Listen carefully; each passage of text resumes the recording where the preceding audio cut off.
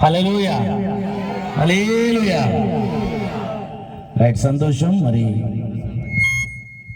Right, ఈ సమయంలో మరి చాలాసేపటి నుండి ఈ విధంగా దేవుని సన్నిధిలో మరి ఆశతో దేవుని వాక్యాన్ని వినాలని మీరందరూ కూడా కూర్చొని ఉన్నారు. మరి మీ యొక్క ఆశగల ప్రాణాన్ని దేవుడు ఖచ్చితంగా మరి తృప్తిపరిచేవాడై ఉన్నాడు. ఈ రాత్రికాల సమయంలో మరి కొద్ది నిమిషాలు మనం దేవుని వాక్యాన్ని ధ్యానిద్దాం. హల్లెలూయా.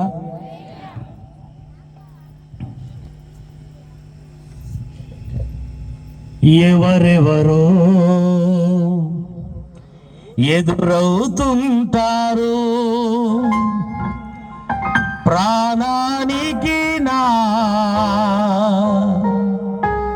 ప్రాణం అంటారు. ఎవరిని నమ్మినా ఫలితము లేదు, యేసుని నమ్మినా మోక్షముందిరా. యేసుని నమ్మినా మోక్షముందిరా. ఎవరికి ఎవరు ఈ లోకములో చివరికి యేసే పరలోకములో.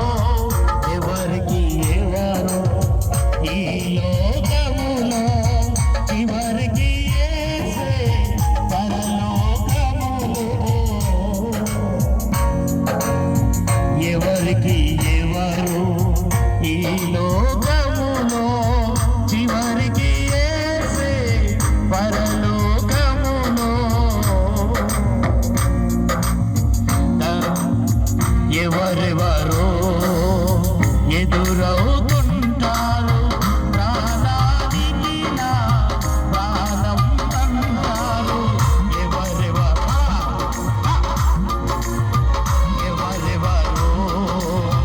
ఎదురవుతుంటారు, ప్రాణానికి నా ప్రాణం అంటారు. ఎవరిని నమ్మినా ఫలితము లేదు, ఎవరిని నమ్మినా ఫలితము లేదురా. యేసుని నమ్మితే మోక్షముందిరా. యేసుని నమ్మితే మోక్షముందిరా. ఎవరికి ఎవరు ఈ లోకములో చివరికి యేసే పరలోకములో. ఎవరికి ఎవరు ఈ లోకములో చివరికి యేసే పరలోకములో. ధనము నీకుంది అందరూ వస్తారు, దరిద్రుడవైతే దరికెవ్వరు రారు. ధనము నీకుంది అందరూ వస్తారు,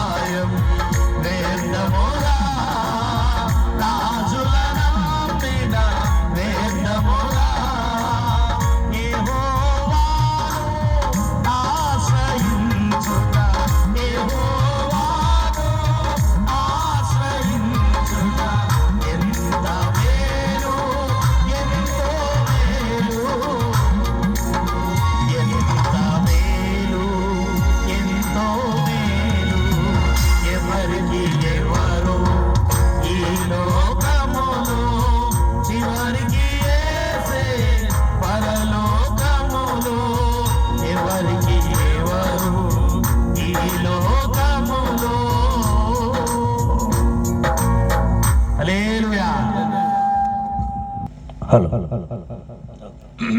రైట్, సంతోషం. ఈ మంచి ప్రశాంతమైన వాతావరణంలో కొద్ది నిమిషాలు దేవుని వాక్యాన్ని విందాం. మొదటిగా ఇట్టి సువార్త సభలకి ఆహ్వానించినటువంటి మరి దేవుని సేవకులకి నా యొక్క హృదయపూర్వక వందనాలు తెలియజేస్తూ ఉన్నాం. అదేవిధంగా వేదిక పైన ఉన్న సేవకులందరికీ మా యొక్క యేసుక్రీస్తు శిష్యా బృందం సిరిసిల్ల వారి ఆధ్వర్యంలో వారి తరపున మీ అందరికీ కూడా మా యొక్క వందనాలు. అన్నిటికంటే ముఖ్యంగా ఈ వేదిక ముందు కూర్చున్న మీ అందరికీ కూడా మా యొక్క హృదయపూర్వక వందనాలు తెలియజేస్తూ ఉన్నాం. మరి మీ అందరూ ఎలా ఉన్నారు? బాగున్నారండి? సంతోషం. దేవుని కృపలో అందరం బాగున్నాం. మరి పోయిన సంవత్సరము ఇందులో చాలామంది వచ్చి ఉండవచ్చు. మరి మరొకసారి కూడా ఈ విధంగా మీ అందరినీ చూడడానికి దేవుడు అవకాశం ఇచ్చాడు. ఈ రాత్రికాల సమయంలో ఇక ఏమాత్రం సమయం వ్యర్థం చేయకుండా, ఆలస్యం చేయకుండా దేవుని వాక్యములో నుండి ఈ రాత్రికాల సమయంలో ఒక గొప్ప దైవజనునికి దేవుడు చూపించిన ఒక దర్శనాన్ని గురించి మనం చూద్దాం. ఈ భక్తునికి దేవుడు ఒక దర్శనాన్ని ఇచ్చాడు. ఈ దర్శనము ఏమిటంటే తన జీవితంలో ఎన్నడూ చూడని ఒక దర్శనం. ఈ దర్శనములో మానవుని ప్రారంభ స్థితి నుండి చివరి దశ దాకా ఆ భక్తునికి దేవుడు కొన్ని ఆత్మీయ అనుభవాలను నేర్పాడు.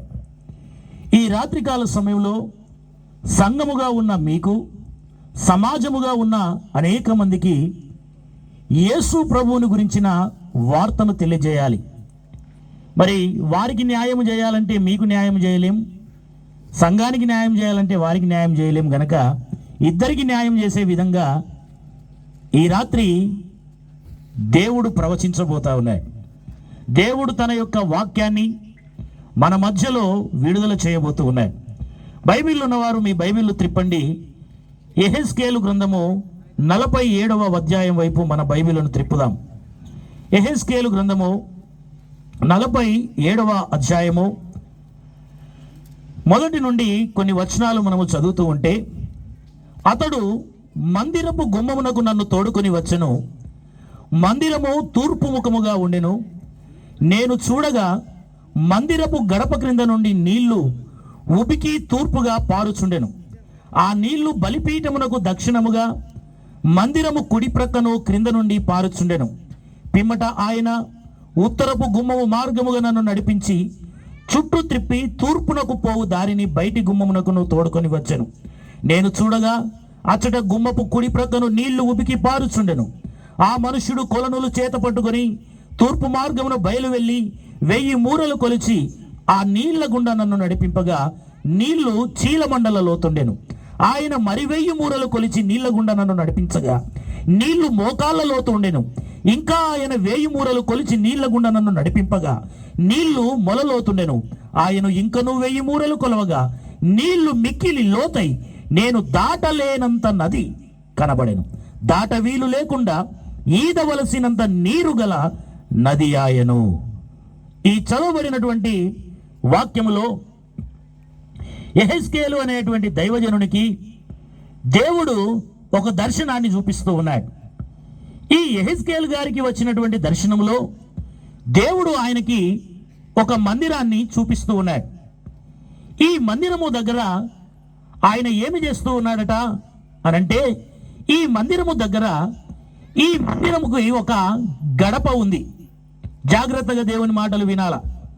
ఈ రాత్రికాల సమయంలో దేవుడు అనేక విషయాలను మనతో మాట్లాడబోతూ ఉన్నాడు.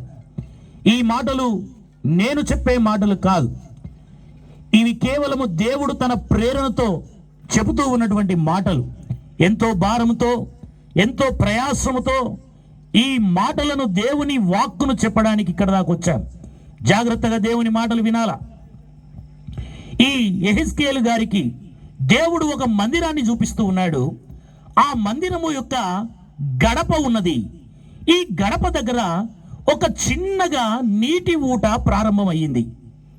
ఈ నీటి ఊట ప్రారంభమై ఇది ఏమి చేస్తుంది అట అంటే, ఆ దేవుని మందిరపు యొక్క గడప దగ్గర నుండి ప్రారంభించబడినటువంటి ఆ నీరు అది మెల్లిగా తూర్పు వైపున పారుతుంది. హల్లెలూయా. ఈ నీరు చిన్నగా ప్రారంభించబడిన నీరు అది ఏమవుతుంది అంటే తూర్పు వైపున పారుతుంది. ఈ తూర్పు వైపున మందిరానికి పారి అలా మందిరానికి ఇలా ప్రక్కకు తిరిగి అలా వెనుకకు తిరిగి ఇలా మందిరము చుట్టుగా ఈ నీరు పారుతూ ఉంది. ఈ యొక్క ప్రత్యేకమైనటువంటి సమయంలో ఈ గడప క్రింద నుండి ప్రారంభించబడిన నీరు ఎప్పుడైతే అది వెళుతూ ఉందో అప్పుడు ఆయన ఏమి చేశాడట అంటే ఈ యొక్క దైవజనుని పిలిచి, అయ్యా నీ ఒక కొలమూరను తీసుకో, కొలిసేటువంటి ఒక కర్రను తీసుకోమన్నాడు. తీసుకొని ఏం చేశాడట అంటే మొట్టమొదట ఆ యొక్క కొలమూరతో, చూడండి ఎక్కడ ఎన్నో వచనం అది, ఆ మనుష్యుడు కొలనులు చేత పట్టుకొని తూర్పు మార్గమున బయలు వెళ్ళి 1000 మూరలు కొలిచి ఆ నీళ్ల గుండా నన్ను నడిపింపగా నీళ్లు చీలమండలలోతుండెను. హల్లెలూయా. మొట్టమొదట ఈ నీళ్లు ఎక్కడ ప్రారంభించబడ్డాయి? దేవుని మందిరపు గడప దగ్గర ప్రారంభించబడ్డాయి. ఈ దేవుని మందిరము గడప దగ్గర ప్రారంభించబడ్డప్పుడు అది కొంచెమే నీరు, అది కొద్దిపాటి నీరే. కానీ ఆ నీరు మెల్లగా ఆ మందిరము గడప క్రింద నుండి తూర్పు దిక్కి వెళ్ళేసరికి ఆయన ఆ కొలమానుతో ఆ నీళ్లను కొలిచాడంట. ఎన్ని మూరలు కొలిచాడట? 1000 మూరలు. అంతేనండి. ఆయన 1000 మూరలు కొలిచినప్పుడు ఆ నీళ్లు ఎక్కడి దాకా వచ్చాయంటే చీలమండల దాకా వచ్చాయి. చీలమండలు అంటే ఎక్కడ ఉంటాయండి? చీలమండలు అంటే ఎక్కడ ఉంటాయి? ఇక్కడ దాకా వచ్చినాయి నీళ్లు. హల్లెలూయా. జాగ్రత్తగా వినాలా. ఈ నీళ్లు అలా గడప క్రింద నుండి ప్రారంభించబడ్డాయి. సపోజ్ ఇది దేవుని మందిరం, ఈ దేవుని మందిరం ఇది గడప. ఈ గడప నుండి నీళ్లు చిన్నగా దార ప్రారంభమైంది. ఈ చిన్నగా ప్రారంభమైన దార ఇలా తిరుగుతా ఉంది. ఇక్కడికి వచ్చేసరికి ఆయన 1000 మూరలు కొలిశాడు. ఇక్కడ కాలు పెడితే ఆ నీళ్లు ఎంత దాకా వచ్చాయంటే చీలమండల లోతు వచ్చాయంట. మళ్ళా అక్కడి నుండి ఇంక కాస్త ముందుకు వెళ్ళాయి నీళ్లు. అక్కడికి పోయాక మళ్ళీ అక్కడ కొలిచాడు. అక్కడ కొలిస్తే ఆ నీళ్లు ఎక్కడి దాకా వచ్చాయి తెలుసా అండి? మోకాళ్ళ లోతు వచ్చాయి. హల్లెలూయా. ఇక్కడనేమో చీలమండల లోతు నీళ్లు వచ్చాయి, ఇక్కడికి వచ్చేసరికి మోకాళ్ళ లోతు వచ్చాయి. ఇక్కడి నుండి మళ్ళీ ఇక్కడికి వచ్చేసరికి ఈ నీళ్లు ఎక్కడి దాకా వచ్చాయట అంటే నడుముల మంటుకు వచ్చాయి. హల్లెలూయా. ఇక్కడి నుండి ఈ నీరు మళ్ళీ ఇలా వెళుతుంది. ఇక్కడికి వెళ్ళేసరికి ఈ భక్తునికి అర్థమైందట ఏంటంటే ఇక నేను ఈ నీళ్లను దాటలేనంత నీరు అక్కడ ఆయను. హల్లెలూయా, హల్లెలూయా. ఈ రాత్రి ఈ 4 మూరల గురించి మనం ఆలోచన చేద్దాం. ఈ గడప క్రింద నుండి ప్రారంభించబడిన ఈ నీరు ఏమిటి అనంటే ఇది దేవుని యొక్క జీవము గల వాక్యమయ్యింది. హల్లెలూయా. ఈ మందిరము గడప క్రింద నుండి పారుతున్న ఈ నీరు, ఈ వాక్యము ఎలాంటిది అనంటే ఇది మనిషిని బ్రతికించే వాక్యం అయి ఉంటుంది. దేవుని వాక్యం తెలియజేస్తా ఉంది. దేవుని వాక్యం యొక్క గొప్పతనం ఏమిటంటే 119వ కీర్తనలో మనము చదివితే అంటాడు, అక్కడ 10వ వచనంలో 11వ వచనంలో అంటాడు, దేవా నీ ఎదుట పాపము చేయకుండానట్లు నా హృదయములో నీ వాక్యాన్ని ఉంచుకున్నానంటాడు. అలాగే చదువుతూ వెళితే నీ వాక్యములను స్థిరపరుస్తుంది అంటాడు. 1వ వచనంలో చదివితే నీ వాక్యములను ఎవడైతే, నీ శాసనములను ఎవరైతే గైకొంటారో వారు నిర్దోషులుగా ఉంటారని బైబిల్ చెప్తా ఉంది. 55, 52 వచనానికి వస్తే నీ వాక్యము నన్ను బ్రతికిస్తుంది, నా బాధలో అది నాకు నెమ్మదినిస్తుంది అంటాడు. ఇంకా అలాగే ముందుకు చదువుతూ వెళ్తే నీ వాక్యము నా పాదములకు దీపమునయ్యుంది, నా త్రోవకు వెలుగునయ్యుంది. హల్లెలూయా. ఈ దేవుని వాక్యము ఏమిటంటే ఇది గడప క్రింద నుండి ప్రారంభించబడుతున్నటువంటి నీరు. ఈ నీరు అలా చిన్న నీరుగా ప్రారంభించబడింది. చిన్న నీరుగా ప్రారంభించబడి కాస్త ముందుకెళ్ళాక అది చీలమండల లోతు ఉంది అని మనం చదివాం. ఈ చీలమండల లోతు అనగా ఏమిటి? చీలమండల లోతు అనగా ఏమిటంటే రక్షించబడుతున్నటువంటి నూతనమైన విశ్వాస జీవితం. ఇది మారు మనస్సు జీవితం. ఒక విశ్వాసి తన జీవితంలో ప్రారంభ జీవితమే ఈ చీలమండల లోతు అనుభవం. హల్లెలూయా. వాక్యం ఎప్పుడైతే వింటూ ఉన్నామో, వాక్యం ఎప్పుడైతే నీ మదిలోకి వెళుతూ ఉందో నీకు తెలియకుండానే నీ మదిలో ఒక ప్రేరేపణ కలుగుతా ఉంది, ఒక మారు మనస్సు కలుగుతా ఉంది. నీవు పాపివని ఆ వాక్యము నీకు తెలియజేస్తా ఉంది. ఎలా దేవుని వాక్యం చెప్తా ఉంది, అందరూ పాపము చేసి దేవుడు అనుగ్రహించే మహిమను పొందలేకపోయారని బైబిల్ చెప్పింది. అందుకే బైబిల్ చెప్తా ఉంది, నేనే మార్గం, నేనే సత్యం, నేనే జీవం, నా ద్వారా తప్ప ఎవరు కూడా స్వర్గానికి రాలేరని ఇంత దమ్ముగా, ధైర్యముగా, ఇంత నిక్కచ్చిగా చెప్పగలిగిన దేవుడు ఎవరైనా ఉన్నారా అంటే అది కేవలం యేసు ప్రభువు అయి ఉన్నాడు. హల్లెలూయా. ఈ భూమి మీద ఎంతో మంది మహామహులు ఉన్నారు, ఎంతో మంది జ్ఞానవంతులు ఉన్నారు, ఎంతో మంది పెద్దవారు ఉన్నారు, ఎంతో మంది పేరెన్నిక గలవారు ఉన్నారు. కానీ ఎవరు కూడా చెప్పనటువంటిది, ఎవరు ఈయని స్టేట్మెంట్ ఏమిటంటే నేనే మార్గమయ్యున్నాను, నేనే సత్యమయ్యున్నాను, నేనే జీవమయ్యున్నాను.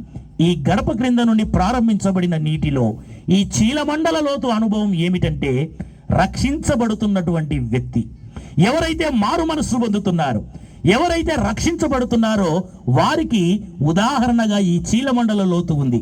ఇలా మీరందరూ యేసు ప్రభువును నమ్ముకున్నారు, మీరు రక్షించబడిన ఆ తొలినాళ్ళ జీవితం ఉంది చూసారా. మీకు ఎవరో ఒకరు సువార్తను చెప్పారు కదా, ఎవరో ఒకరు మిమ్మల్ని ప్రభువు దగ్గరికి నడిపించారు కదా. ఆ నడిపించిన తొలినాళ్ళల్లో నీ జీవితము ఎలాంటిదంటే చీలమండల లోతు అనుభవం. హల్లెలూయా, హల్లెలూయా. ఈ చీలమండల లోతు అనుభవం అంటే రక్షించబడుతున్న ఒక పాపి యొక్క అనుభవం, మారు మనస్సు అనుభవం. ఇది ఏమిటంటే మొట్టమొదటి శుద్ధీకరణ. ఒక వ్యక్తి జీవితంలో జరగాల్సినటువంటి మొదటి శుద్ధీకరణ ఏమిటంటే రక్షణ. ఇలా మానవునికి రక్షణ ఎందుకు అవసరమైంది? ఇలా మనిషికి రక్షణ ఎందుకు? ఈ మనిషికి ఎందుకు రక్షణ కావాలి? రక్షించబడకపోతే నీకేమైనా సమస్యనా? బైబిల్లో ఒక వ్యక్తి అడిగాడు. అనేక మందికి రక్షణగా ఉండేటువంటి వ్యక్తి, అనేక మందికి జైలు అధికారిగా ఉన్నటువంటి వ్యక్తి, ఆ రాత్రి జైలు అధికారి జైలులో ఉన్న ఖైదీలను అడుగుతూ ఉన్నాడు, అయ్యలారా రక్షణ పొందడానికి నేనేమి చేయాలా? ఆయననే అందరికీ రక్షణ కలిగించేటోడు కదా, ఈయనకేమి రక్షణ కావాలండి? ఆయన అడుగుతూ ఉన్నాడు. ఆయన అనుకుంటూ ఉన్నాడు, ఆ రాత్రి వేళ పౌలు శీలలు పాడిన పాటల ద్వారా, పౌలు శీలలు మాట్లాడిన మాటల ద్వారా, ఆ వాక్యము ద్వారా జైలు గోడలు తేని పరివర్తన, జైలు గోడలు తేని మార్పు, జైలు గోడలు తీసుకురాని క్రమశిక్షణ వారి పాటలు తీసుకొచ్చాయి ఖైదీలలో. ఆ యొక్క జైలు పునాదులు వణికిపోయిన, జైలు యొక్క దర్వాజలు తెరుచుకున్న ఖైదీలు ఎక్కడికి పారిపోలే, వారందరూ అలాగే ఉన్నారు. ఆ యొక్క అధికారి దీపం పట్టుకొని వచ్చి చూస్తూ ఉన్నాడు. 1వ నెంబర్ ఉన్నాడా, 2వ నెంబర్ ఉన్నాడా, 4వ నెంబర్ ఉన్నాడా? అందరూ అలాగే ఉన్నారు. అరే, ఈ ఖైదీలలో ఇంత మార్పు రావడానికి కారణం ఏమిటి? ఇంత మార్పు ఎలా వచ్చింది? ఖైదీ అనేటోడు ఎప్పుడు దర్వాజా తెరిస్తే అప్పుడు అవతల పడతా అని చూస్తాడు. ఖైదీ అనేటోడు ఎట్లుంటాడండి? ఎప్పుడు తలుపు తెరిస్తే ఏం చేస్తా, అప్పుడు వెళ్ళిపోతా అని చూస్తాడు కదా. మరి ఇప్పుడు దర్వాజాలన్నీ తెరుచుకున్నాయి, మీరు పారిపోవడానికి అవకాశం ఉంది, అయినా ఏ ఒక్కడు పారిపోలే. కారణం ఏమిటో తెలుసా? ఆ రాత్రి ఆ జైలులో ఉన్న ప్రతి ఒక్కరికి ఒక ఆలోచన కలిగింది. ఏంటంటే నేను పాపిని, నేను పాపిని. ఈ పాపిని అని ఎలా వీనికి తెలిసింది అంటే ఈ గడప క్రింద నుండి పారుతున్నటువంటి నీరు, ఈ నీరు దేవుని వాక్యం. ఈ వాక్యం ఎప్పుడైతే మానవుని దగ్గరికి వెళ్తా ఉందో ఆ మానవునికి తన జీవితం కనబడతా ఉంది. తాను ఏమి చేశాడో, తన జీవితం ఏమిటి, తన పరిస్థితి ఏమిటి అనేది అర్థమవుతా ఉంది. బైబిల్లో ఒక స్త్రీ ఉందండి. ఈ స్త్రీ పాపము చేస్తూ పట్టబడింది. అందరూ ఆమెను ఏమంటున్నారు తెలుసా? ఈమె వ్యభిచారి అంటున్నారు, రాళ్లతో కొట్టి చంపాలంటున్నారు. యేసయ్య దగ్గరికి పంచాయతీ వచ్చింది. ఈ పంచాయతీలా ఇప్పుడు ఏం చేయాలా? యేసయ్య పంచాయతీ రెండే రెండు చెప్పాలా. ఒకటేమో చంపుమని అన్నాలా, లేకపోతే ఇడిసబెట్టుమని అనాలా. ఇప్పుడు చంపుమంటే ఏమంటారు తెలుసా? నువ్వు బోధకునివేమో ఎలా చంపుమంటావయ్యా, విడిచిపెట్టుమంటే నువ్వు ఎలా చట్టాన్ని ఉల్లంఘిస్తావు అంటారు. అప్పుడు యేసు ప్రభు ఒక మాట చెప్పాడేంటో తెలుసా? నీలో పాపము లేనివాడు ఈ స్త్రీ పైన మొదటి రాయి వేయండి. హల్లెలూయా. ఎప్పుడైతే యేసయ్య నోరు తెరిచిందో, ఎప్పుడైతే యేసయ్య నోటి నుండి మాట బయటకు వచ్చిందో ప్రతి ఒక్కని జీవితాన్ని చూసుకుంటున్నారు వాళ్ళు. హల్లెలూయా. యేసయ్య నోటి మాట అనేక మందిని మారుస్తూ ఉంది. యేసు మాటలోన ఎంతో బలమున్నది, స్వామి మాటలోన చాలా శక్తి ఉన్నది. యేసు మాట కోటి రూకాలయది మూట, యేసు మాటలోన ఎంతో బలమున్నది. యేసు మాటలోన ఎంతో బలమున్నది, యేసు మాటలోన ఎంతో బలమున్నది. స్వామి మాటలోన చాలా శక్తి ఉన్నది, స్వామి మాటలోన చాలా శక్తి ఉన్నది. 10 మంది కుష్ఠరోగులు ఎదురుగా రాగానే, 10 మంది కుష్ఠరోగులు ఎదురుగా రాగానే, ఇష్టముతో నా ముట్టి స్వస్థపరచిన మాట, ఇష్టముతో నా ముట్టి స్వస్థపరచిన మాట. యేసు మాటలోన ఎంతో బలమున్నది, స్వామి మాటలోన చాలా శక్తి ఉన్నది. యేసు మాటలోన ఎంతో బలమున్నది, స్వామి మాటలోన చాలా శక్తి. హల్లెలూయా. యేసు మాటలో ఎంతో బలం. ఈ యేసయ్య నోటి నుండి వచ్చిన మాట అప్పటిదాకా ఆమెను చూశారు గాని ఎప్పుడైతే యేసయ్య మాట్లాడడం ప్రారంభించాడో వానికి వాడు చూసుకుంటున్నాడు. అయ్యో, ఈయన పాపము లేని వాడు మొదటి రాయి వేయమన్నాడు కదా, నేను వేయడానికి అర్హున్నేనా? నేను వేయడానికి అర్హున్నేనా? ఒక్కేలు పెట్టి నిన్ను చూపిస్తే 4-3 ఎవరు చూపిస్తున్నాయి. జాగ్రత్త. ఇక్కడ ఆ స్త్రీని అందరూ ఇలా చూపిస్తున్నారు కానీ యేసయ్య మాట్లాడంగానే వాడేంటో వానికి అర్థమై రాళ్ళు కింద పడిపోయిన అందరు వెళ్ళిపోయారు. వెళ్ళిపోయిన ప్రతి ఒక్కడు దమ్ము లేనోడు, ధైర్యం లేనోడండి. నేను పాపినని తెలిసినాక పాపాన్ని ఒప్పుకోలేనోడు వాడు వెళ్ళిపోయాడు. కానీ ఆ స్త్రీ అక్కడ నిలబడి మొట్టమొదటిసారి యేసయ్యతో మాట్లాడుతుంది. అమ్మా, నిన్నెవరైనా శిక్షించారా? ఆ దినం ఆమె అడుగుతుంది. అయ్యా, లేదు ప్రభువా. తన జీవితంలో ఆమెను అమ్మ అని పిలిచినోడు ఎవడు లేడు. ఆ ఊళ్ళో ఆమె పేరేంటిది? మంచి ఆమెనా? ఏం పేరండి? వేశ్య. ఇట్లకెళ్ళి పోతుంది అనుకో, చూసిన వాళ్ళు మంచిగా ఉన్నావా అమ్మ అంటారు ఎవరన్నా? ఆమె జీవితంలో ఆమెను అమ్మ అని పిలిచినోడు లేడు. నీ బాధ ఏంటి అని అడిగినోడు లేడు. కానీ యేసయ్య మొట్టమొదటిసారి అమ్మ అని పిలిచిండు. అమ్మ అని పిలిస్తే ఆమె దమ్ము ధైర్యం గలది కనుక ఏమన్నది తెలుసా? అయ్యా, నన్ను ఎవ్వరు శిక్షించలే. యేసుప్రభు అన్నాడు, నేను కూడా నిన్ను శిక్షించడానికి అర్హుణ్ణి. శిక్షించడానికి నాకున్నది ఆ పవర్. కానీ నేను కూడా నిన్ను శిక్షించను. నువ్వు సమాధానంగా బ్రతుకు, మంచిగా బ్రతుకు. అయ్యా, ఇప్పటి నుంచి మంచిగా బ్రతుకుతా. యేసు మాట అనేక మంది జీవితాలను మారుస్తుంది. హల్లెలూయా. ఇలా మైకు ద్వారా వింటున్న ఎవరైనా సరే, యేసు ఎవరు అని నీకు అర్థం కాకపోతే, యేసు అంటే మతం అని నీవు అనుకుంటే, యేసు అంటే ఇది ఇంగ్లీషు అని దేవుడు, ఇది మాలమాది వాళ్ళ దేవుడు, ఇది తక్కువ జాతం అని దేవుడు అని నీవు అనుకుంటే గనక నేను చెప్తున్నా, యేసు ప్రభు ఎవరంటే నమ్మినోని సొమ్ము యేసయ్య. హల్లెలూయా. ఎవడు నమ్మితే వాని సొమ్ము యేసయ్య. ఇలా యేసయ్య పుట్టింది ఎవరింట్లా? యేసయ్య ఎవరింట్లో పుట్టిండు? వడ్లోళ్ళ ఇంట పుట్టిండు. యేసయ్యను దర్శించింది ఎవరు? గొల్లోలు దర్శించిండ్రు. యేసయ్య సోపత్ చేసింది ఎవరు? యేసయ్య సోపత్ చేసిందండి చేపలు పట్టేటోళ్ళండి. హల్లెలూయా. ముదిరాజులు. ఇలా యేసయ్య పుట్టిందేమో వడ్లోళ్ళ ఇంట్లో, యేసయ్యను దర్శించిందేమో ఎర్రగొల్లోలు, పాకనాడి గొల్లోలు, అందరు గొల్లోలు. ఇలా యేసయ్య సోపత్ చేసింది చేపలు పట్టేటోళ్ళు, యేసయ్య వాదించింది విద్యావేత్తలు, జ్ఞానవంతులు. ఇలా యేసయ్య ఒక్కరి దేవుడు కాదు, అందరి దేవుడు. హల్లెలూయా. ఇలా యేసయ్య అందరి దేవుడు. నీ దేవుడు, నా దేవుడు. యేసయ్య మన దేవుడు, ఈ లోకాన నిజ దేవుడు. సభలు కొడాలి. యేసయ్య మన దేవుడు, ఈ లోకాన నిజ దేవుడు. యేసయ్య మన దేవుడు, ఈ లోకాన నిజ దేవుడు. యేసయ్య మన దేవుడు. మనమంతా చేసిన పాపము కోసం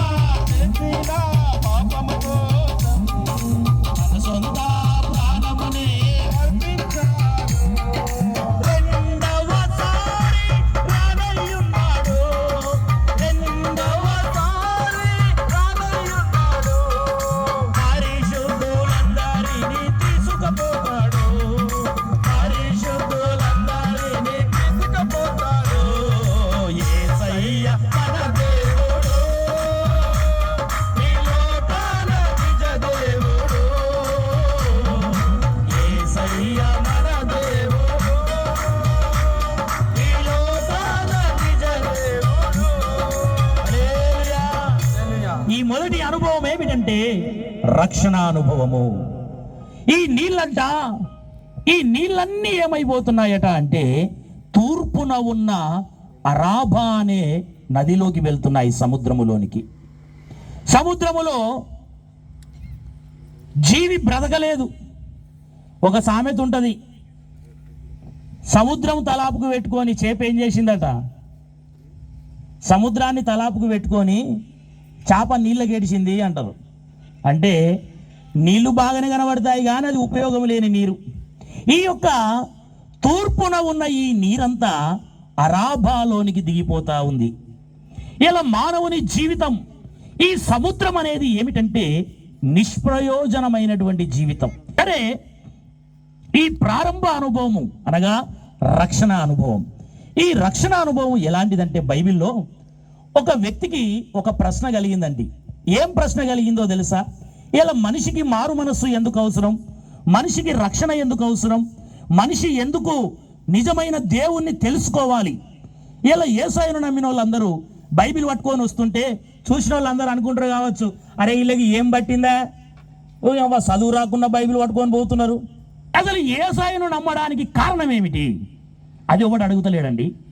అసలు నువ్వు ఎందుకు యేసయ్యను నమ్మినవు? నువ్వు యేసు ప్రభు దగ్గరికి వెళ్ళడానికి కారణం ఏమిటి? నీ రోగమా, నీ నొప్పా, నీ సమస్యలా? కాదు కాదు కాదు కాదు. ఈ శరీరం ఉన్నంత కాలం నీకు రోగాలు వస్తాయి, ఈ శరీరం ఉన్నంత కాలం నీకు కష్టాలు వస్తాయి, కన్నీరు వస్తుంది, బాధ వస్తుంది, వ్యాధి వస్తుంది, అన్ని వస్తాయి. ఈ శరీరం కోసం కాదు యేసయ్యను నమ్మింది. మీకు ఒక విచిత్రం తెలుసా? మనం బాగా నవ్వినాం అనుకోండి, మన కళ్ళకి ఏమొస్తాయి? బాగా ఏడ్చినాం అనుకో ఏమొస్తాయి? మరి కళ్ళల్లోకి వెళ్ళి ఏడ్చిన నీళ్ళు వచ్చే, నవ్విన నీళ్ళు వచ్చే. కానీ నవ్వుకు ఏడుపుకి ఎంత తేడా ఉంది? నవ్వే కాడికో ఏడ్చినావు అనుకో ఏమంటావు? ఏడు ముఖం పెట్టుకొని కూర్చున్నావేమరా, బయటకు నాడు. నవ్వే కాడికో ఏడ్చినావు అనుకో అట్లా అంటావు. ఏడ్చే కాడికో నవ్వుతే ఏమంటాం? ఇగో మనిషివైనా అందరం ఏడితే నువ్వు నవ్వుతున్నావు. మరి రెండు పనులు చేస్తే వచ్చేది ఏంటి? రెండు పనులు చేస్తే ఏమొస్తాయి? ఎందుకు మరి ఇలా పెట్టిండు దేవుడు అంటే మానవునికి సుఖాన్ని దుఃఖాన్ని జత చేసి పెట్టిండు. 4 రోజులు ఏడవాలి, 4 రోజులు నవ్వాలి. దీనికోసం యేసయ్యను నమ్మేది కాదు. యేసయ్యను ఎందుకు నమ్మాలి తెలుసా? యేసును ఎందుకు నమ్మాలంటే సచ్చినంక స్వర్గం చేరనికి యేసయ్యను నమ్మాలి. హల్లెలూయా, హల్లెలూయా. అందుకే బైబిల్లో ఒక వ్యక్తి ఒక ప్రశ్న అడిగిండు యేసయ్యను. ఏం ప్రశ్న అడిగిండో తెలుసా అండి? చూడండి, యోబు గ్రంథము 14వ అధ్యాయం, యోబు 14. అక్కడ ఒక మంచి ప్రశ్న యోబు గారు అడుగుతూ ఉన్నారు. యోబు గ్రంథము 14వ అధ్యాయము 10వ వచనం. అయితే నరులు మరణమై కదలలేక పడియుందురు, నరులు ప్రాణము విడిచిన తరువాత వారేమైపోదురు? యోబు గారి ప్రశ్న. అయ్యా, నరులు ప్రాణం విడిచిన తరువాత, వారు మరణమైన తరువాత వారేమైపోతారు? ఇంకొక ప్రశ్న కూడా అడుగుతున్నాడు యోబు గారు. అదే 14వ అధ్యాయము 14వ వచనం చూడండి. మరణమైన తరువాత నరులు బ్రతుకుదురా? అలాగుండిన ఎడల నాకు విడుదల కలుగు వరకు నా యుద్ధ దినములన్నీ నేను కనిపెట్టి ఉందును. అలాగే కీర్తనకారుడు కూడా ఒక ప్రశ్న అడుగుతున్నాడు చూడండి. 89:48 కీర్తన 89:48 వచనం. మరణమును చూడక బ్రతుకు నరుడెవడు? పాతాళము యొక్క వశము కాకుండా తన్ను తాను. ఈ ముగ్గురు అడిగిన ప్రశ్న ఏంటిదండి?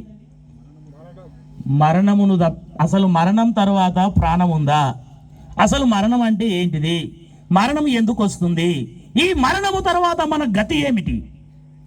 ఇలా చాలా మంది మరణము తర్వాత మన గతి ఏమిటో ఆలోచించే పరిస్థితిలో లేం. ఇలా మరణం అనేది అందరికీ సంప్రాప్తం అవుతా ఉంది. యోబు గారు అడుగుతున్నారు, అయ్యా అసలు మరణము తర్వాత మనిషి ఇలా పడిపోయి ఉంటున్నాడు, మరణము తర్వాత ఏమిటి? ఆయననే అడిగిండు, మరణము తర్వాత జీవముందా? మరణము తర్వాత బ్రతకగలడా? ఒకవేళ బ్రతికితే అది నాకు కావాలి. హల్లెలూయా. వాస్తవంగా మరణము తర్వాత జీవముంది అనేది బైబిల్ మాత్రమే చెప్తుంది. ఈ లోకంలో ఎంతో మంది మరణము తర్వాత ఏముందో చూద్దామని ఎన్నో ప్రయత్నాలు చేశారు. ఋషులు, మునులు, మేధావులు. మరి మరణము తర్వాత ఏముంది? మరి గౌతమ బుద్ధుడు ఆయన ఏం చేశాడండి? చిన్నప్పుడు ఓనాడు ఇంట్లోకి వెళ్ళి బయటకు వచ్చిండట. వచ్చినప్పుడు ఒక ముసలవ్వను చూసిండట. ఈ ముసలవ్వ ఎట్లున్నది, ఇలా వీపు వంగిపోయి ఉన్నది, అయ్యో ఈమె వీపు వంగిపోయిందే, ఈమె ఎందుకు ఇలా అయింది? ఆయన మైండ్లో ఒక ప్రశ్న వచ్చింది. మళ్ళొకనాడు ఆయన బయటకు పోయిందంట, ఒక శవాన్ని పట్టుకొని పోతున్నారంట. ఆ శవాన్ని చూశాడు, అయ్యో ఈయన ఎందుకు చనిపోయిండు? చనిపోయిండు పోయిండు. ఎటు పోయిండు? మళ్ళీ మార్కెట్కి పోతే మార్కెట్కి పోయిండని చెప్తావు, ఊరికి పోతే ఊరికి పోయిండని చెప్తావు, మరి చచ్చిపోతే ఏమని చెప్పినావు? చచ్చి ఎటు పోయిండంటే తెలియదు. అయితే గౌతమ బుద్ధుడు ఎటు పోయింది, మరి ఎటు పోయిండు తెలుసుకుందాం అనుకున్నాడు. ఇదంతా కథ కాదురా, ఈ ఇంట్లుంటే తెలిసినట్లేదు, నేను బయట పోతా అనుకున్నాడు. పోయిండు, ఆయన చెట్టు కింద కూర్చున్నాడు, సకలం ముకులం పెట్టిండు, తపస్సు చేసుడు చాలు చేసిండు. ఇక ఈ తపస్సు చేస్తుంటే ఇక ఆయన చేసేదే చేస్తున్నాడు. ఈ మరణము తర్వాత ఏముంది? ఆయననే కాదు, ఆయనలాగా ఎంతో మంది ఈ మరణము తర్వాత ఏముందో చూడాలనుకున్నారు, కానీ మరణము తర్వాత ఏముందో వారు కనిపెట్టలేకపోయారు. వారు మరణమైపోయారే తప్ప మరణము తర్వాత ఏముందో వారు తెలుసుకోలేకపోయారు. అయితే యేసు ప్రభు దేవుడు అనుకున్నాడు, ఈ మరణము తర్వాత ఏముందో మానవుడు ఆశపడుతున్నాడు తెలుసుకోవాలని. కనుక మరణము తర్వాత జీవమున్నది అని చెప్పడానికే యేసయ్య ఈ భూమి మీదికి వచ్చాడు. హల్లెలూయా. ఆ భూమి మీదికి వచ్చి ఏం చేసిన ముందు ఆయన ఏం చేశాడంటే త్రొక్కి వేశాడు. ఆయన పాతాళంలో దాన్ని బంధించి మరణము తర్వాత జీవమున్నదని, యేసయ్యను నమ్మినవాడు చనిపోయినను బ్రతుకుతాడని నిరూపించుటకు గాను ఆయన మరణించి 3 దినాలు సమాధి చేయబడి సమాధిలో నుండి ఆయన తిరిగి లేచినవాడు. హల్లెలూయా, హల్లెలూయా. ఇలా మరణం అనేది చాలా భయంకరమైనదండి. ఇలా బ్రతికి ఉన్న ప్రతి ఒక్కడు ఏమనుకుంటాడు తెలుసా? ఒకవేళ మరణం అనే మాట నీ నోటికి వచ్చిందనుకో, ఏమంటారు తెలుసా? అరే ఏంది భయ్, నీ మంచి టైంలో సావు గురించి మాట్లాడుతున్నావు, మళ్ళా అది అపశకునం. అయ్యో ఇలా సావు అని నా నోటికి వచ్చింది ఏంది? హల్లెలూయా. తల్లి తండ్రులు సతిసుతులు బంధువు స్నేహితులందరూను, తల్లి తండ్రులు సతిసుతులు బంధువు స్నేహితులందరూను, దేవుడు సంగిన ఆట వస్తువులే,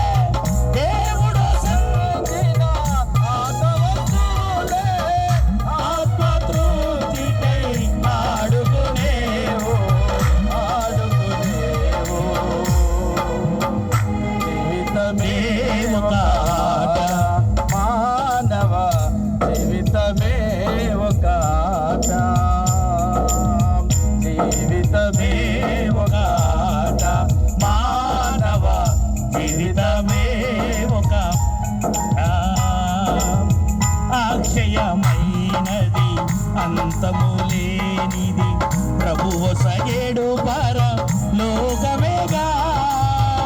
అక్షయమైనది అంతము లేనిది ప్రభువు సగేడు పర లోకమేగా. స్థిరము కాదు ఈ ధరణి ఎన్నడు, స్థిరము కాదు ఈ ధరణి ఎన్నడు, యేసు మార్గమే నిత్య జీవము నీకు సగోను. జీవితమే ఒక ఆట, మానవ జీవితమే ఒక ఆట, జీవితమే ఒక ఆట, మానవ జీవితమే ఒక ఆట. హల్లెలూయా. తల్లి తండ్రి సతులు సుతులు ఎంతమంది ఉన్నా అందరు ఈ లోకం మట్టికే. అయ్యో ఒక తల్లి కొడుకు కోసం ప్రాణం పెడతదా అంటే ప్రాణం పెట్టే టైం అయితే ఎవడు కూడా ప్రాణం పెట్టడు. భూమి మీద ఎవరి కోసం ఎవడు ప్రాణం పెట్టడు. స్నేహితుని కోసం స్నేహితుడు, పిల్లల కోసము తల్లి, తల్లి కోసము తండ్రి, ఎవరి కోసం ఎవరు ప్రాణం పెట్టదు. కానీ యేసు ప్రభు మనందరి కోసం ప్రాణం పెట్టాడు. ఆయన ప్రాణం పెట్టిన కారణం ఏమిటంటే మరణము తర్వాత జీవమున్నదని.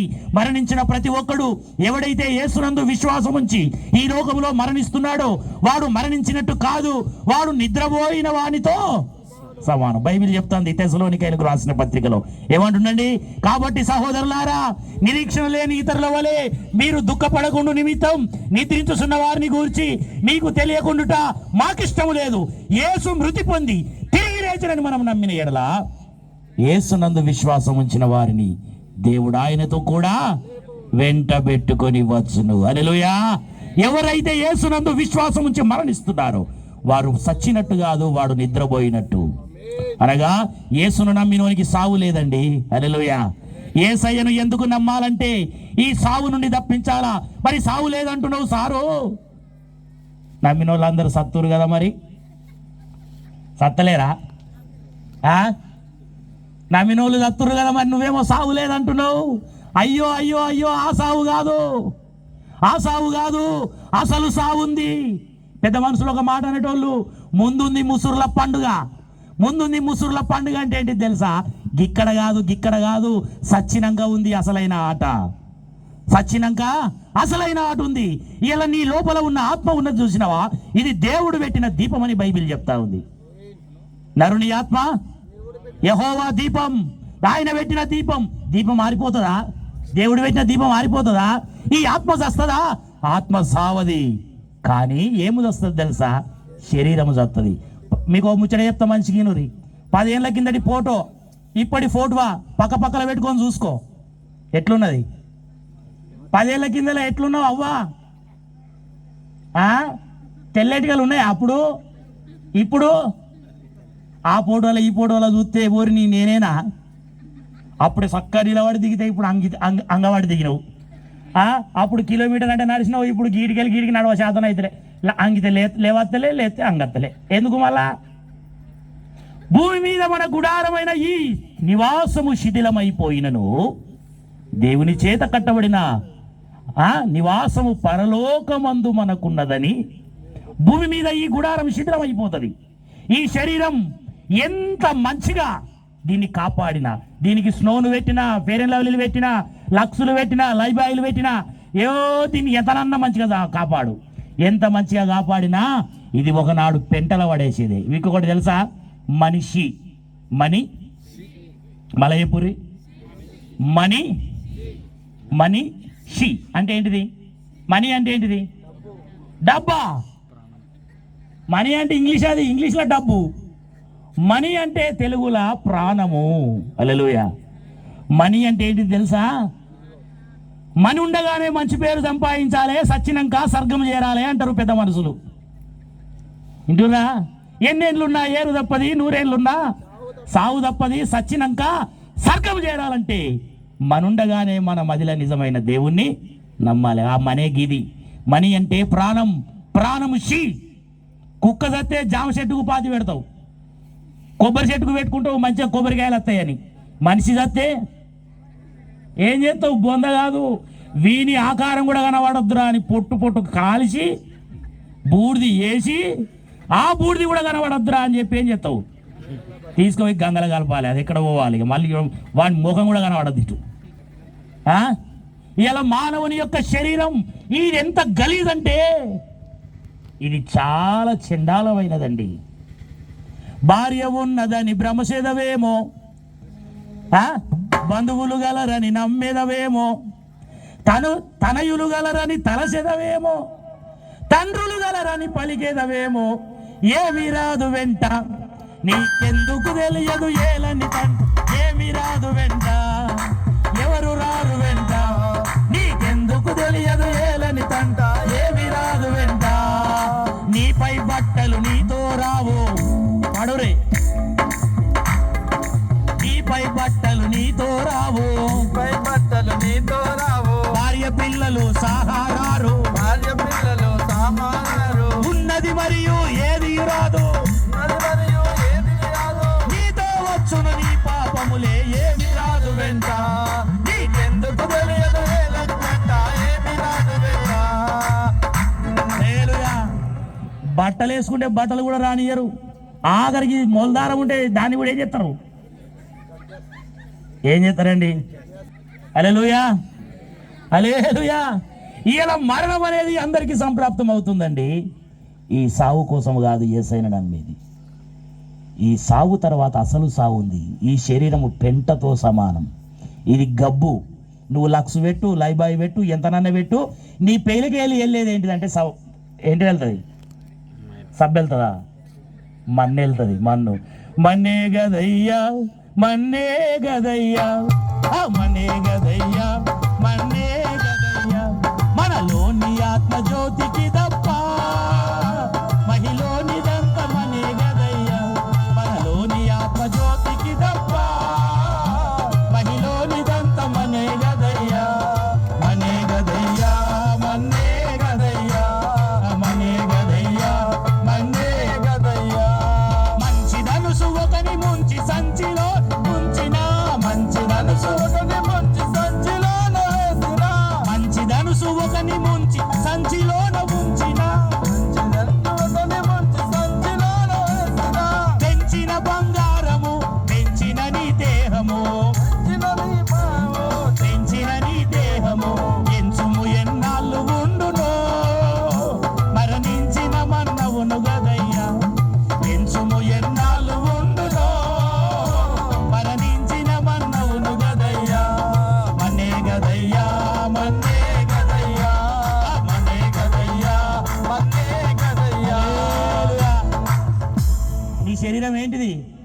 నువ్వు ఎంతనన్న రాకు, ఎంతనన్న గడువు, ఎన్ని వేసినా మన్నే. ఇది తీసుకుపోయి గడితే మన్నులా కలిసిపోతుంది. ప్లాస్టిక్ అట భూమిలో పడైతే 30 కాదు 300 సంవత్సరాలు అయినది కరుగుతలేదు. ఎందుకంటే దాంట్లో ఏం లేదు, మన్ను లేదు.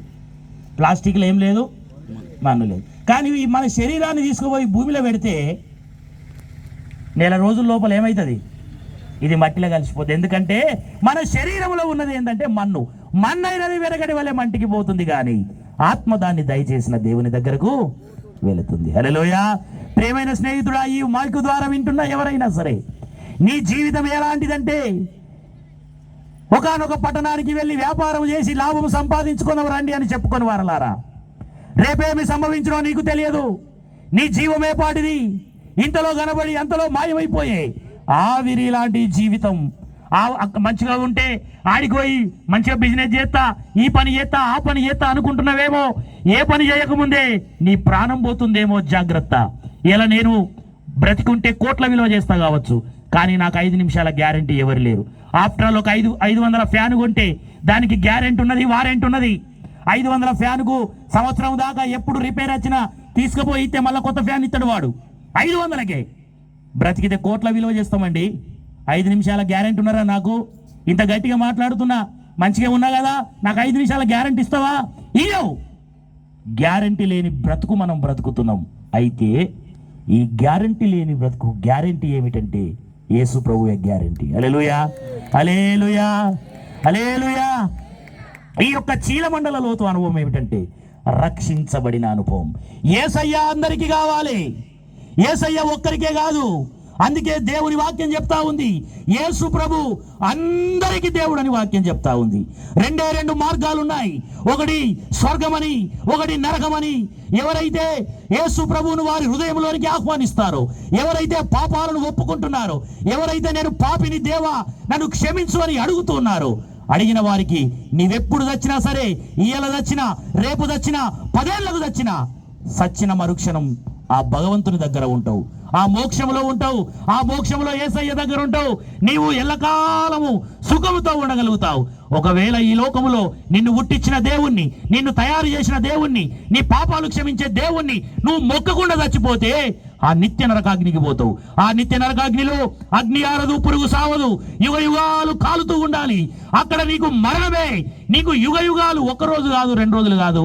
నువ్వు సద్దామన్నా నీకు సావు రాదు. అగ్ని ఆరదు, పురుగు సావదు అని బైబిల్ చెప్తా ఉంది. అందుకే ప్రియమైన మిత్రుడా, ప్రియమైన స్నేహితుడా, ఇదే అనుకూల సమయం, ఇదే రక్షణ దినం. యేసయ్య మీకు అనుకూలంగా ఉండగానే, యేసు ప్రభు నీ చెంత ఉండగానే, యేసయ్య నేను పాపిని, నా పాపాలు క్షమించు అని నీవు ఒక్కసారి అడిగితే చాలు, ఆ భగవంతుడు నీ హృదయంలోనికి వస్తాడు, నీ జీవితాన్ని మారుస్తాడు.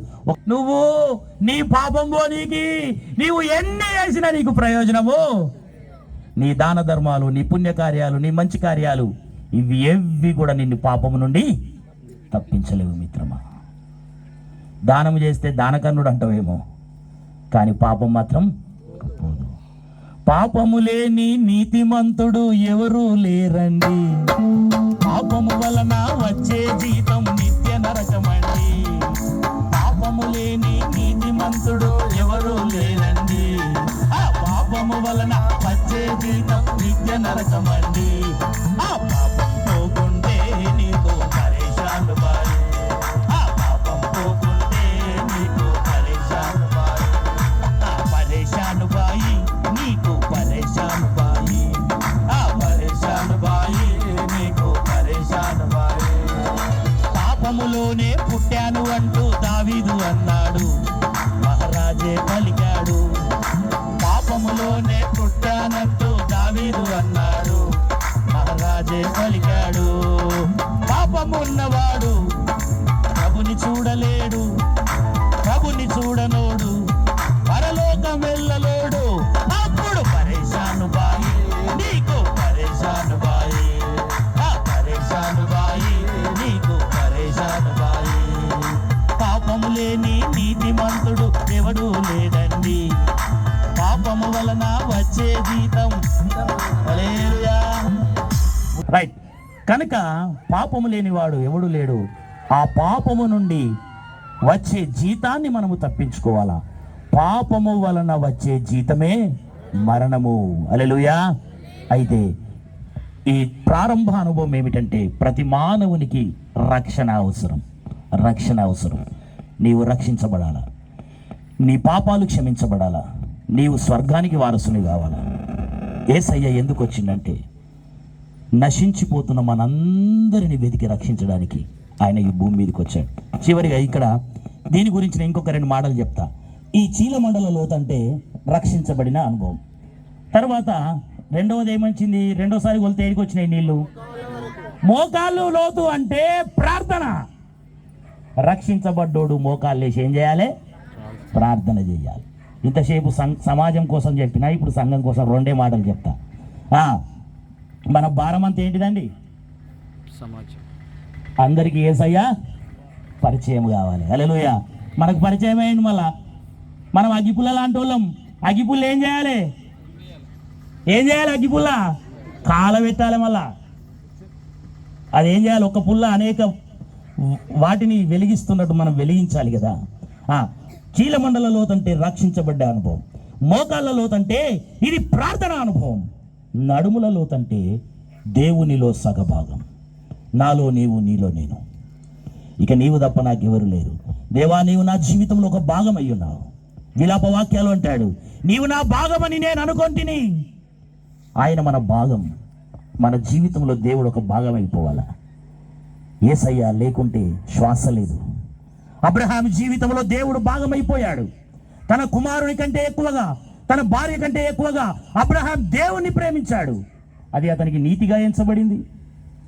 నోవాహు తన జీవితంలో దేవుణ్ణి తన భాగముగా అనుకున్నాడు.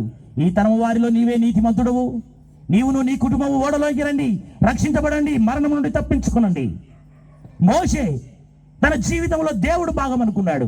ఆయన ఇల్లంతటిలో నమ్మకమైనోడయ్యాడు. దావీదు దేవుణ్ణి తన జీవితంలో భాగం అనుకున్నాడు. ఆయన హృదయానుసారుడయ్యాడు. దానియేలు దేవుణ్ణి తన జీవితంలో భాగం అనుకున్నాడు. ఆయన ప్రేమికుడయ్యాడు దేవునికి. ఇలా మనందరము దేవుడు మన జీవితంలో భాగము కావాలి. తర్వాత చివరిది ఏంటంటే దాటలేనంత నీరు. హల్లెలూయా. దాటలేనంత నీరంటే ఏమిటో తెలుసా?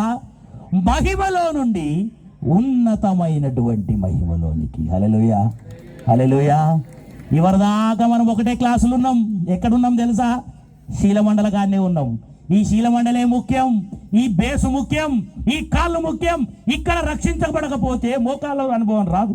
ఇది రాకపోతే ఈ నడుముల అనుభవం రాదు. ఇది రాకపోతే దాటలేని అనుభవం రాదు. ప్రతి ఒక్కరికి ఇది ముఖ్యం, ఇది ముఖ్యం. చీలమండల లోతు, ఈ చీలమండల లోతే ముఖ్యం. హల్లెలూయా, హల్లెలూయా. వీళ్ళు ఇక్కడ రక్షించబడ్డ ప్రతి ఒక్కరు, మీరు చీలమండల లోతు అయిపోయింది ఆల్రెడీ. చీలమండల లోతు అయిపోయింది. ఇప్పుడు మీరు ఎక్కడికి రావాలి? మోకాళ్ళు వేసి ప్రార్థన చేయాలి. మోకాళ్ళు కర్రె పడితే ముఖం తెల్లబడుతుంది. మోకాళ్ళు చూసుకోర్రి. పుష్కన మోకాళ్ళు తెల్లబడ్డాయి అనుకో, మోకాళ్ళు తెల్లబడితే ఏమవుతుంది?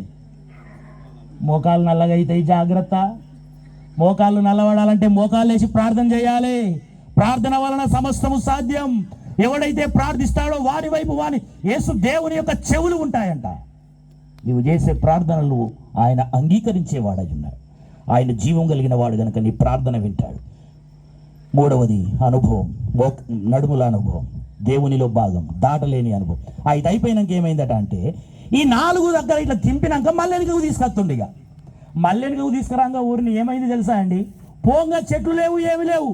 రాంగా ఆ నదికి ఇరువైపులా పెద్ద పెద్ద చెట్లు మొలిచినాయంట. అందులో విస్తారముగా ఏమొచ్చినాయండి? చెట్లు, ఇంకా జలచరములు, చేపలు అనేకం అందులోకి వచ్చాయి. హల్లెలూయా. ఇలా దేవుని మందిరము, సకల జనులకు అది ప్రార్థన మందిరం. హల్లెలూయా, హల్లెలూయా. అందులో జాతి భేదము లేదు, కుల భేదము లేదు, మత భేదము లేదు, రంగు భేదము లేదు, ఏ భేదము లేదు. అందరికీ కూడా హల్లెలూయా, ఏ భేదము లేదు. అందరికీ కూడా ఈ మందిరములోకి ఆహ్వానం. హల్లెలూయా. ఈ యొక్క నీళ్లు ఇక్కడ నుంచి చాలా చుట్టూ తిరిగి ఇక్కడికి వచ్చిండు. ఇక్కడికి వచ్చి ఏమన్నాడంటే మళ్ళీ వెనుక పోవయ్యా అంటే మళ్ళీ వెనుక పోతుంటే ఓరిని ఈ యొక్క నీళ్లకు చుట్టుప్రక్కల చెట్లు, పోయేటప్పుడు చెట్లు లేవు, రాంగ చెట్లు ఉన్నాయి. కిందికి చూస్తుంటే రకరకాల చేపలు, రకరకాల ప్రాణాలు, రకరకాల జీవము ఈ నీళ్లలో కనబడుతూ ఉంది. హల్లెలూయా, హల్లెలూయా.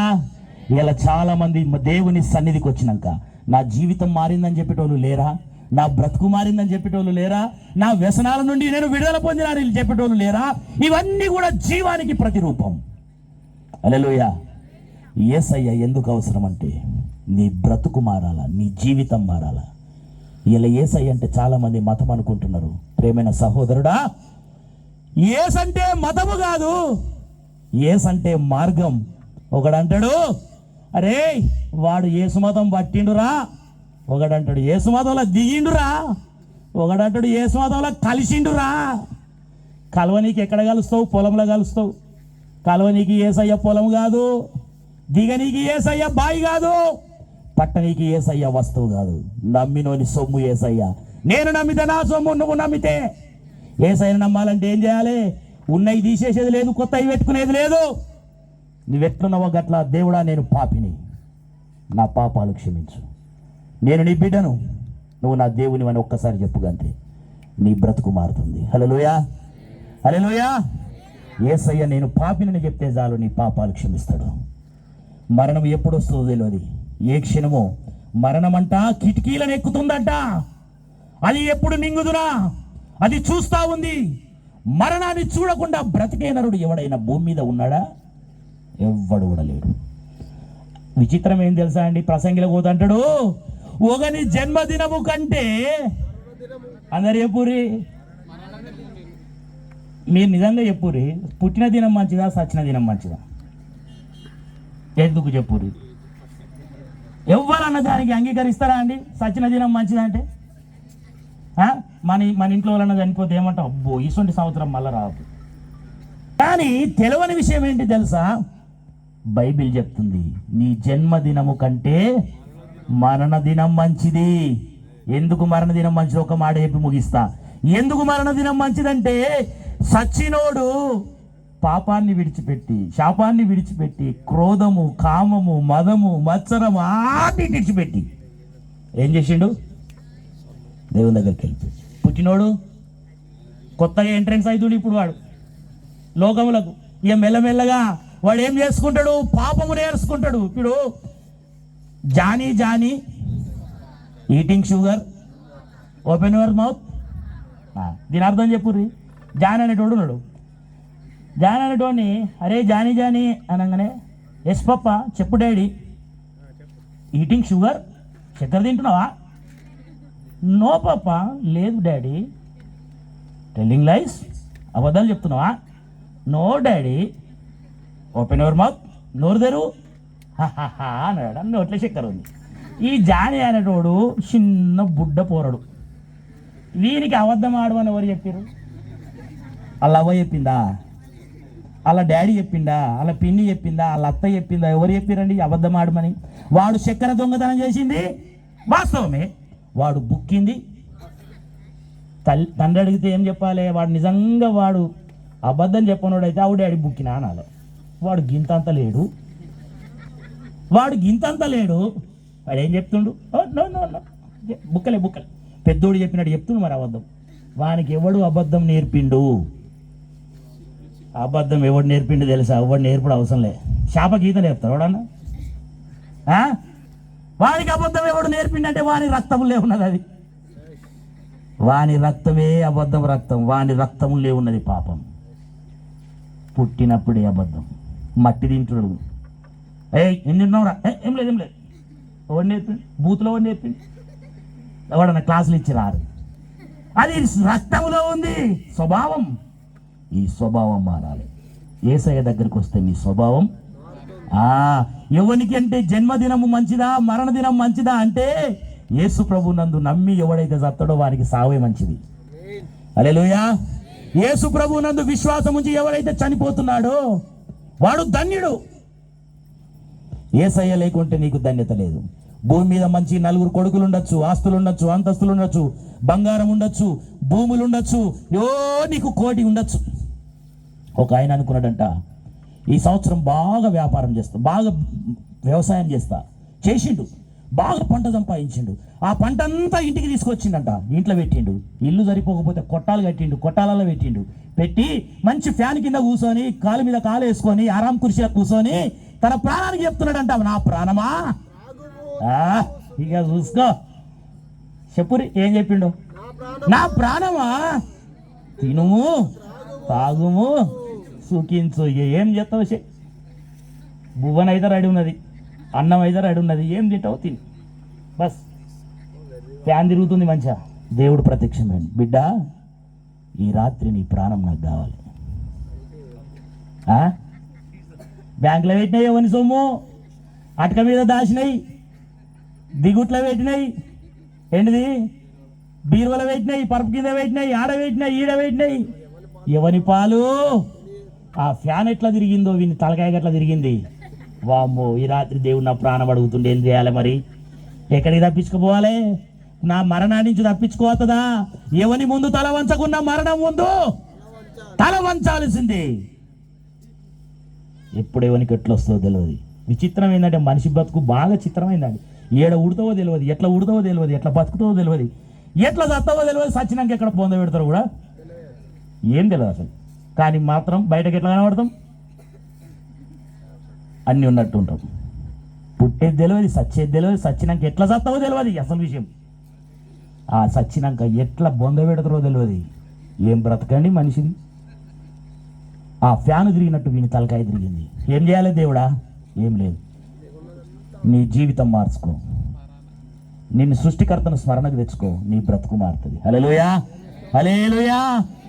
ఇలా యేసయ్యను నమ్మితే నీకు మోక్షం ఉంది. యేసయ్యను నమ్మితే నీకు మోక్షం ఉంది. యేసును నమ్మకపోతే నీకు మోక్షము లేదు. అందుకే యేసయ్య నీ జీవితంలో ఉంటే నీవు ధన్యుడు. చివరిగా, ధన్యులమయ్యా మేము ఈ ధరలో, యేసును మేము కలిగినందున ధన్యులమై. పాడాలి, అందరూ పాడాలా? యేసును మేము కలిగినందున ధన్యులమయ్యా. అందరూ పాడాలి. పాపాలు క్షమించబడినందున, పాపము నుండి విడుదల పొందినందున, పాపాలు క్షమించబడినందున, శాపము నుండి విడుదల పొందినందున, ఎవ్వరూ పొందనిది పొందినందున, ఎవ్వరూ పొందనిది పొందినందున, అలా ఎవ్వరూ పొందనిది పొందినందున, ధన్యులము అందుకే ధన్యులము, ధన్యులమయ్యా నీ ధరలో, యేసును మేము కలిగినందున ధన్యులమయ్యా మేము ఈ ధరలో. ఈ జీవిత కాలమే బ్రతుకు కాదని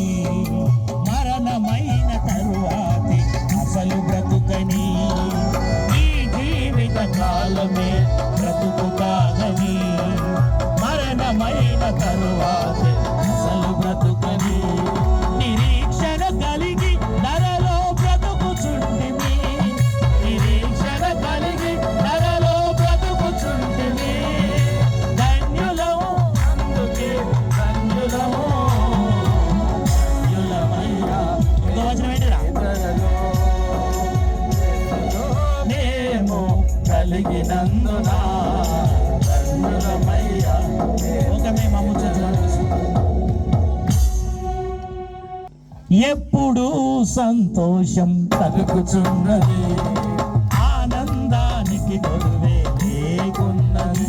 నిజంగా యేసయ్యను నమ్ముకుంటే ఏముంటది? ఎప్పుడు సంతోషమే. హల్లెలూయా, హల్లెలూయా. ఎప్పుడు సంతోషం కలుగుచున్నది, ఆనందానికి కొలువే లేకున్నది. ఎప్పుడు సంతోషం కలుగుచున్నది, ఆనందానికి కొలువే లేకున్నది. లోకమే మమ్ము చూచి వణుకుచున్నది, లోకమే మమ్ము చూచి వణుకుచున్నది. లోకం ఏం చేస్తుంది? యేసయ్యను నమ్మినోడు అంటే మంట, వణుకుడు, అది భయం, భయం. ఎప్పుడు సంతోషం కలుగుచున్నది, ఆనందానికి కొదువే లేకున్నది. ఎప్పుడు సంతోషం కలుగుచున్నది, ఆనందానికి కొదువే లేకున్నది. లోకమే మమ్ము చూచి వణుకుచున్నది, లోకమే మమ్ము చూచి వణుకుచున్నది. ధన్యులము అందుకే ధన్యులము, ధన్యులమయ్యా మేము ఈ ధరలో, యేసులో మేము కలిగినందున ధన్యులమయ్యా మేము ఈ ధరలో. హల్లెలూయా, హల్లెలూయా. ఎందుకు ధన్యుడు? యేసును కలిగినందుకే ధన్యుడు. ఈ ధన్యత నీకు రావాలి, నీ ఇంటి పక్కలకు రావాలి, నీ ఇయ్యపురాలకు, నీ బావకు, బరదలు, తల్లికి, తండ్రికి, అన్నకు, అక్కకు, అందరికీ ఇది రావాలి. హల్లెలూయా. నువ్వున్న చోట నీ బంధువులు ఉండాలి, నువ్వున్న చోట నీ పక్కోళ్ళు ఉండాలి. కనుక యేసయ్య అందరి దేవుడు. సువార్త చెప్పినా మీకోసం కూడా చెప్పిన, ఏం చెప్పినా మీరేం చేయాలి? సంఘం ఏం చేయాలి? శీలమండల కాడికి లేడికి రావాలి, ఈడికి రావాలి, ఈడికి రావాలి. దాటలేనంత అనుభవం. హల్లెలూయా. యేసయ్యను గురించిన వార్త, యేసును గురించి చెప్పాలంటే ఈ భూమి సరిపోదట. ఈ చెట్లన్నీ తయారు చేసి ఒక పెన్ను చేస్తే ఆ పెన్ను కూడా సరిపోదట. హల్లెలూయా. ఈ భూమిని ఒక పేపర్ లాగా చేసి, ఈ చెట్లన్నిటిని ఒక పెన్నులాగా చేసి, ఈ భూమి మీద ఉన్న సముద్రాలన్నిటినీ ఇంకులాగా చేసిన యేసయ్యను గురించి చెప్పాలంటే అది సరిపోదు. హల్లెలూయా. అన్ని విషయాలు ఉన్నాయి, అన్ని చెప్పగలుగుతా, నేనైతే అన్ని చెప్పగలుగుతా. నా పనే సువార్త, నా పనే సువార్త. ఇప్పుడు ఏం చేయాలి? మనం దీపం వెలిగించి కంచం కింద, మంచం కింద కాదు, ఎడబెట్టాలి దీపస్తం, అందరికీ వెలిగియాలి. హల్లెలూయా, హల్లెలూయా. మరి దేవుడు మీ అందరినీ కూడా దీవించి ఆశీర్వదించి, ఈ మైకు ద్వారా విన్న ప్రతి ఒక్కరూ యేసు నా దేవుడు, యేసు మన దేవుడు. వెనకట ఒక మాట అందరు, వాని ఇంటికి పిల్లనియాలరా అంటే వాని ఇంటికి కేసు లేదు, వాని ముఖానికి కేసు లేదు, వాని పంట కేసు లేదు, వాని పొలానికి కేసు లేదు అన్నట్టు. నా ఏసెగ్గి ఏసయ్య లేనోడు, ఏసు లేనోడు వ్యవసాయం పెడితే గీరుక తిన్నా గింజ వండలేదట వానికి. వెనకట యాదవులు యేసయ్య దగ్గరికి పోయి గొర్రె పిల్లను ఇచ్చి దేవుని మొక్కిర్రంట. ఎడ్డిగొల్లనైనా నన్ను దీవించు యేసుదేవుడా అని మొక్కిర్రాళ్ళు. మొక్కితే దేవుడు యాదవులకు బరకత్ పెట్టిండు. ఏం బరకత్ తెలుసా? బరకత్ అంటే తెలుసా అండి? బరకత్ అంటే తెలియదు కదా మీకు? బరకత్ ఇక్కడ ఇప్పుడు పిల్లలకు తెలియదు, ముసలిలో తెలుసా బరకత్ అంటే? బరకత్ అంటే ఆశీర్వాదం, దీవెన పెట్టిండు గొల్లోళ్ళకి. ఏం దీవెన తెలుసా? గొర్రెకు పైసలే, గొర్రె తోలుకు పైసలే, గొర్రె మాంసానికి పైసలే, గొర్రె పెండకు కూడా తరుగుందా? అదే గొర్రె తోలు, గొర్రె బొచ్చుకు పైసలే. ఇంకా అసలైన దీవెన ఏంటి తెలుసా? గొల్లోళ్ళు పోయి మందకాడ పండుకుంటే పాము గుట్టో పిడుగేసో చచ్చిపోయిన పుకారు లేదు. అడుగురి గొల్లోళ్ళని, అరే వాని ఇంటి కేసు లేదా సా, వాని మంద కేసు లేదా సా అనేటోళ్ళు. ఆ ఏసెగ్గి యేసు. ఇలా యేసయ్య ఎవరి దేవుడో కాదు, నమ్మినోని దేవుడు అండి. హల్లెలూయా, హల్లెలూయా. మనందరి దేవుడు. కనుక ఆయన మన హృదయంలోనికి ఆహ్వానిస్తాం. దేవుడు మీ అందరినీ దీవించి ఆశీర్వదించి ఒక్కరినైనా యేసయ్య రక్షించును గాక.